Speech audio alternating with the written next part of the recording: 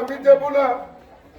আজকে বক্তব্য দেবেন এই খারোয়ার আপামর মানুষের নয়নের মণি, যার ডাকে দেওয়ানগঞ্জ বাজারে আজকে স্মরণকালে সবচেয়ে বড় মিছিল আপনারা করেছেন। তিনি আজকে আপনাদেরকে দিক নির্দেশনা দেবেন। আমি শুধু একটি কথা বলি, আগামীকাল নয়তো পরের দিন নির্বাচনের তফরা হবে।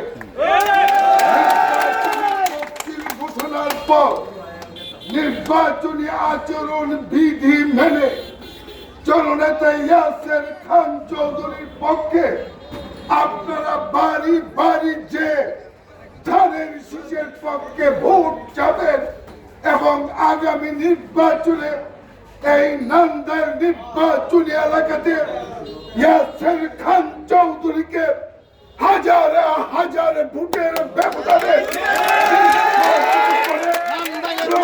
করে দেবেন। এই